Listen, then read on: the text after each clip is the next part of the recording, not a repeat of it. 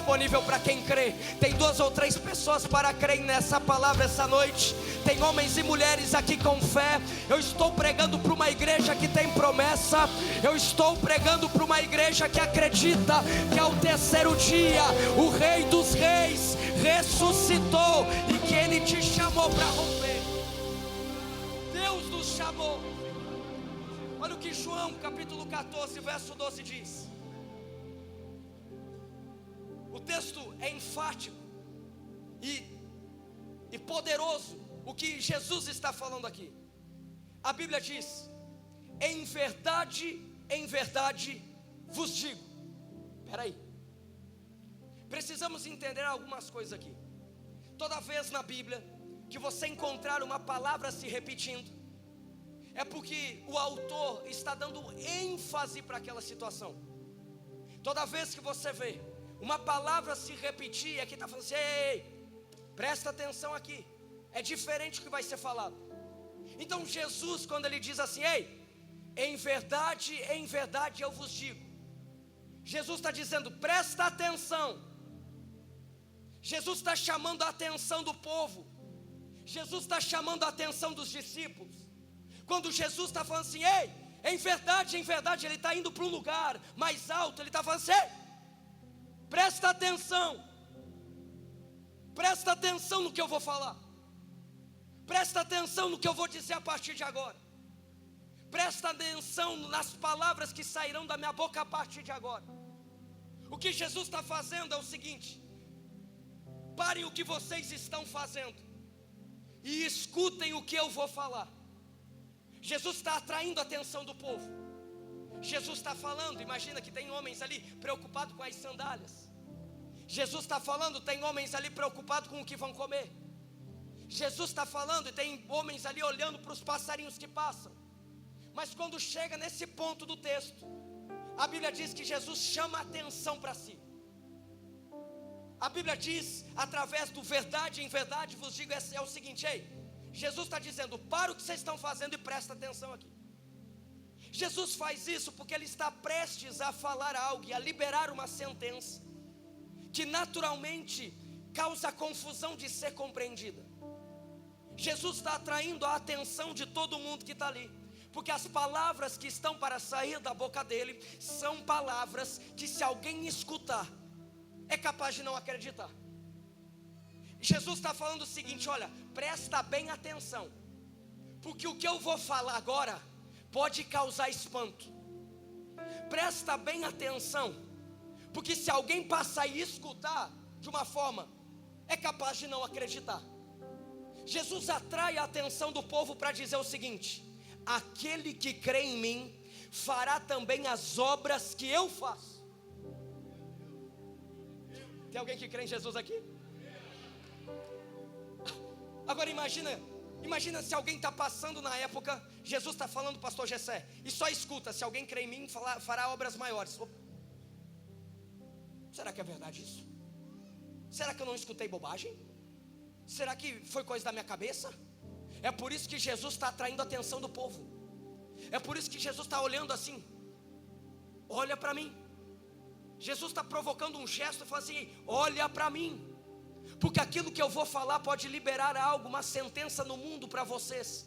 Olha para mim, porque aquilo que está prestes a ser liberado vai causar estranheza, mas se andar debaixo dessa palavra, vai romper.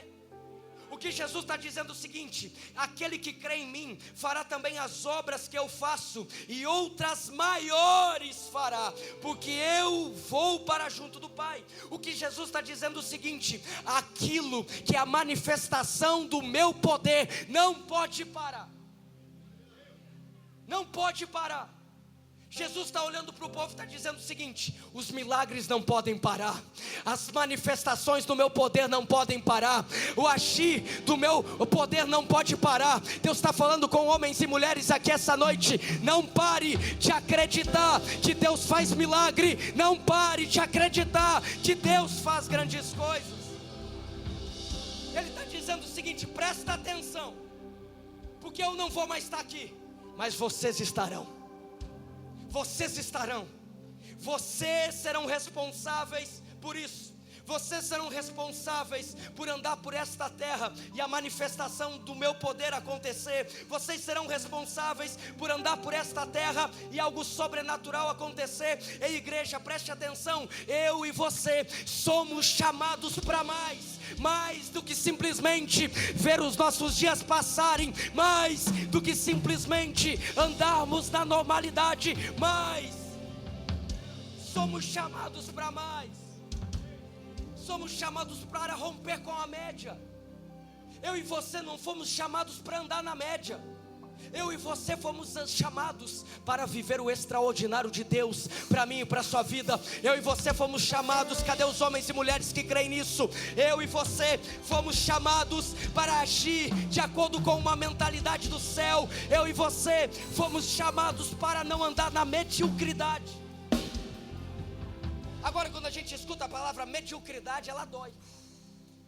Ela dói, porque é uma palavra dura, uma palavra pesada.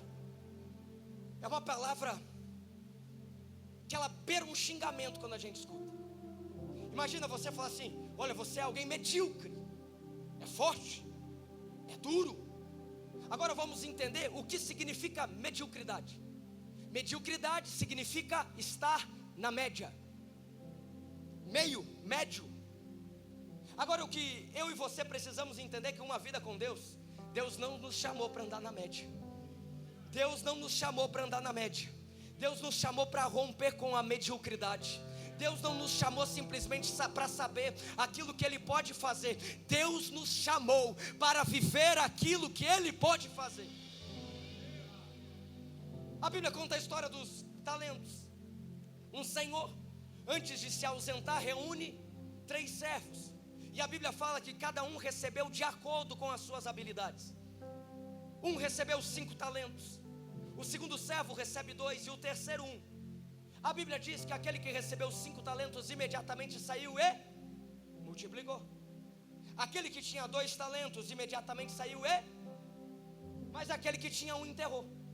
Há uma tendência natural aqui, igreja, de sempre a gente olhar para a grama do vizinho e achar que aquilo que Deus está fazendo no outro é maior do que aquilo que Deus está fazendo conosco.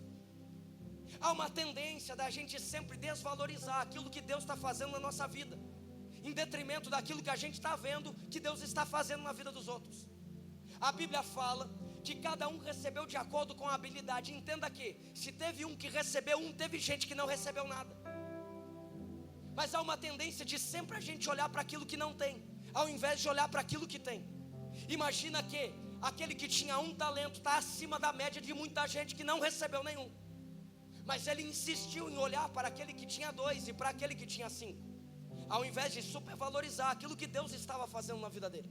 Todas as vezes que eu e você somos chamados para romper com a média, precisamos entender que uma vida do sobrenatural de Deus, rompendo com a mediocridade, nos chama não para olhar para aquilo que não temos, mas sim para aquilo que temos nas nossas mãos. A Bíblia então diz que o Senhor voltou. Repita comigo: o Senhor voltou. Cada talento era um valor nas mãos, Felipe, daquele povo. Cada talento ali é recurso na mão do povo. Perceba, eu não sei você, mas eu não deixo todo mundo cuidar das minhas coisas. Não é todo mundo. Não é todo mundo que eu deixo a chave da minha casa. Não é todo mundo que eu deixo a chave do meu carro. Não é todo mundo que eu deixo cuidar daquilo que eu tenho. Por quê? Porque você deixa cuidar de algo que você tem, alguém que você confia. Você deixa alguém cuidar, quando você vai viajar da sua casa, alguém que você confia. Do contrário, era melhor você deixar fechado e à mercê da sorte. Todas as vezes que eu e você nós vamos entregar algo de valor, a gente não entrega para qualquer um. Esse texto é uma exemplificação disso. Aquele senhor, ele vai entregar os talentos para alguém que ele acreditava confiar. Aqueles 3 homens foram escolhidos literalmente a dedo, de acordo com o potencial de cada um. Aqueles homens romperam uma barreira chamada confiança. E agora eles estão com talentos nas mãos. O Senhor voltou e Ele quer a prestação de contas. A Bíblia fala que aquele que tinha 5 multiplicou. Repita comigo: o que tinha 5 multiplicou. O que tinha 2 também multiplicou. Mas quando aquele que tinha 5 multiplicou, ele escutou, Rafa, imagina, a seguinte frase do Senhor: servo bom e fiel. Quando o que tinha 2 também apresentou a sua multiplicação, a resposta foi a mesma: servo bom e fiel. Mas aquele que tinha 1, que ao invés de multiplicar, enterrou o talento, escuta algo totalmente diferente dos 2. Por que então você não deu para quem estava multiplicando? Por que então você não deu para alguém que estava fazendo aqui? Perceba, a recompensa era a mesma.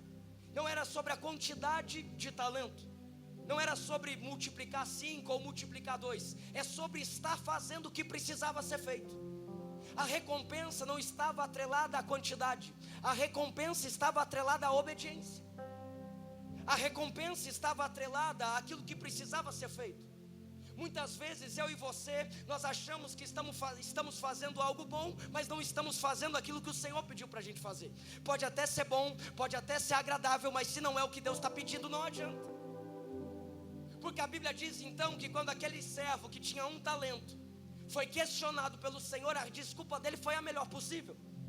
A desculpa foi: Senhor, eu tive medo e eu resolvi enterrar, porque era melhor eu não perder aquele que eu tinha do que perder tudo e não ficar sem nada. As intenções do meu e do seu coração até podem ser boas, mas intenção não revela aquilo que Deus tem para a sua vida. Aquele homem teve uma boa intenção, mas não fez o que precisava ser feito. Eu e você não vamos andar por intenção, nós vamos andar por obediência. Alguém que quer romper com a mediocridade não anda com uma boa intenção, anda em obediência de acordo com a revelação do céu para a sua vida. Aquele homem teve uma boa intenção, mas não fez o que precisava ser feito.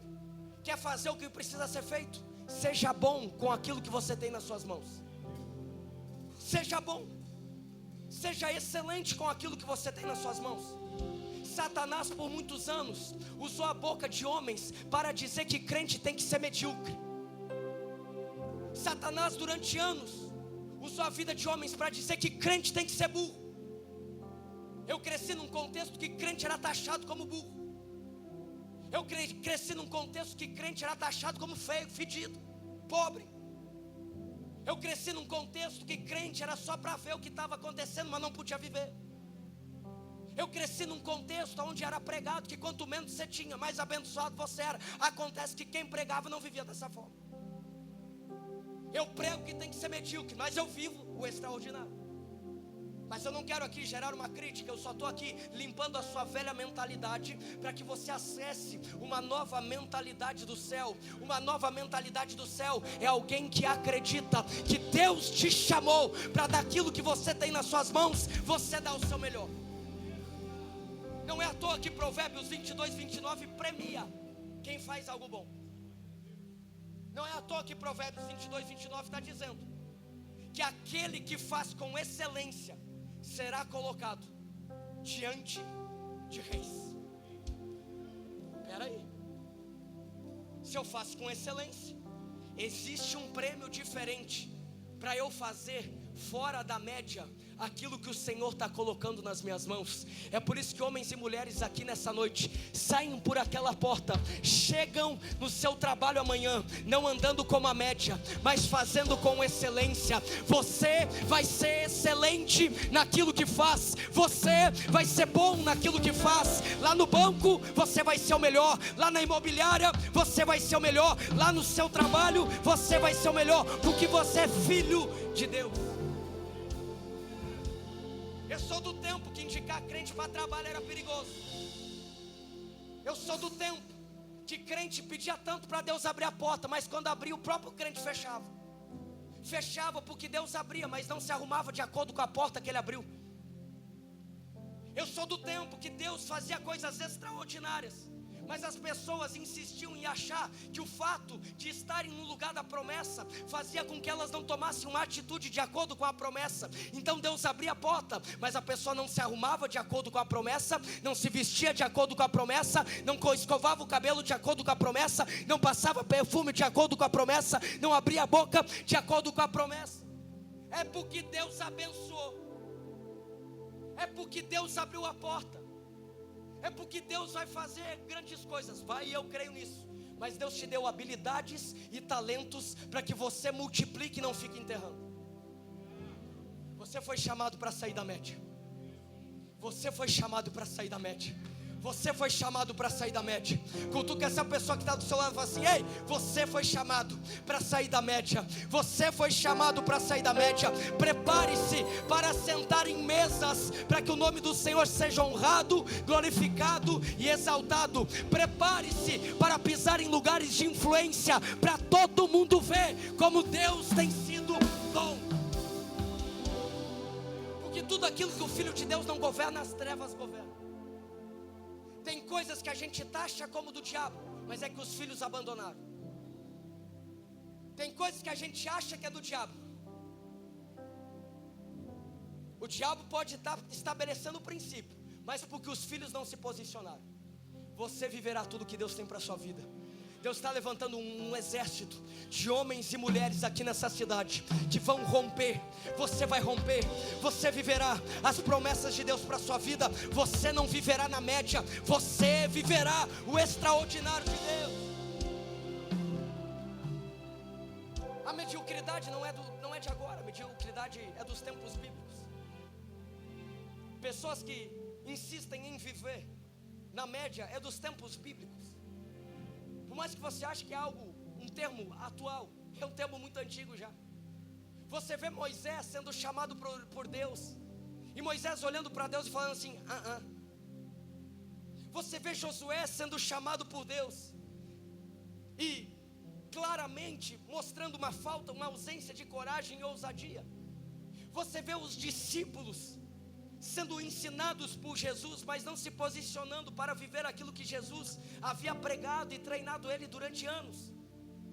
Ser medíocre é algo que assola desde os tempos bíblicos, porque a mediocridade aponta para o seu conforto, mas a romper com isso aponta para que você ande em ousadia, em coragem, para que você viva grandes coisas da parte do Senhor, para que você saia do senso comum. Quer romper com a mediocridade? Sonhe grande. Olha o que Filipenses 4, verso 8 diz. Projeta esse texto para mim, por favor. Esse texto, quando eu morava com a minha mãe antes de eu casar, eu escrevi, pastor Giovanni, Saul, em uma folha de ofício, e eu colei na parede do meu quarto, assim como alguns outros textos, porque eu queria bater os olhos e me lembrar daquilo que a Bíblia estava blindando o meu coração, acerca dos meus pensamentos. Esse texto é um texto que a Bíblia está falando o seguinte: pense nisso, pense nisso, pense nessa situação aqui, pense desse jeito aqui. E a Bíblia, ela é incrível, porque a Bíblia ela começa dizendo o seguinte, em Filipenses capítulo 4, verso de número 8. A Bíblia diz que a primeira coisa que eu e você precisamos pensar é algo verdadeiro. Até aí tudo bem. Pensar em algo verdadeiro, está tudo certo. Pensar em algo verdadeiro é algo óbvio. Afinal de contas, eu e você não temos que estar gastando tempo pensando em mentira. Eu e você não temos que estar pensando em mentira. Eu e você, nós temos que estar gastando nosso tempo com algo verdadeiro. Um crente não fica gastando tempo em como vai passar a perna na vida dos outros. Um crente não gasta tempo em como vai ganhar vantagem, quebrando o princípio. Não gasta tempo com isso. É algo simples. Pensar naquilo que é verdadeiro é algo óbvio para um crente. Mas a Bíblia está dizendo: pense em tudo que for verdadeiro. Agora que interessante, troca a versão para mim, por favor, coloca a mesma da manhã. Porque a Bíblia vai um pouco além. Além de eu e você pensarmos naquilo que é verdadeiro, a Bíblia diz que eu e você precisamos nos concentrar no que é nobre. Eu e você precisamos gastar a minha e a sua mente naquilo que é nobre. Agora, o que é nobreza? Vamos para o Google. Nobreza é tanto uma posição elevada, social, quanto uma virtude elevada, moral. Nobreza é você não andar na média. Nobreza é você pensar grande. Nobreza é você pensar além do senso comum. A Bíblia está dizendo o seguinte: pensa além do senso comum. A Bíblia está dizendo: pensa grande, sonhe grande. Não é à toa que a Bíblia está nos advertindo acerca disso, porque não tem como eu acreditar que olho nenhum viu e ouvido nenhum escutou aquilo que o Senhor tem preparado para aqueles que creem nele, se eu pensar num senso comum. Não tem como eu acessar essa verdade, não tem como eu tomar posse dessa verdade, se eu pensar de uma forma medíocre. Se eu pensar de uma forma medíocre, todos os meus sonhos é Deus na minha caixinha, é Deus Todo-Poderoso dentro da minha realidade. Mas quando eu entendo que os sonhos de Deus são maiores do que os meus sonhos, eu me coloco no sonho dele, eu me coloco na realidade do céu, eu falo assim: é muito grande, é algo sobrenatural, mas Deus, se é você que está mostrando, Deus, se é você que está falando, Deus, se é você que está direcionando, eu creio. É por isso que o Senhor tem nos chamado para romper, é por isso que o Senhor tem te chamado para sonhar grande, porque aquilo que Ele tem para a sua vida, olho nenhum viu e ouvido nenhum escutou. Quantos aqui creem nessa palavra? Olho nenhum viu e ouvido nenhum escutou aquilo que o Senhor tem preparado para a sua história, aquilo que o Senhor tem preparado para a sua casa, aquilo que o Senhor tem preparado para o seu ministério. Prepara. Esses dias eu estava falando com um pastor e eu falei: pastor, eu sonho num dia que as nações vão vir aqui em Curitiba ver o que a igreja está vivendo. Ele olhou para mim e falou assim: pastor, eu também sonho com isso. Pastor, tem lógica agora? Não tem lógica, mas é que se é de Deus, é maior do que a minha lógica. Se é de Deus, gera embrulho no estômago. Se é de Deus, faz você confiar em Deus. Se é de Deus, faz você acreditar que é só Deus na sua vida. Você foi chamado para não sonhar os seus sonhos, você foi chamado para sonhar os sonhos de Deus para a sua vida. Prepara, porque é grande. Se coloque em pé, feche seus olhos, coloque seu coração diante do Senhor, coloque a sua vida diante do Senhor.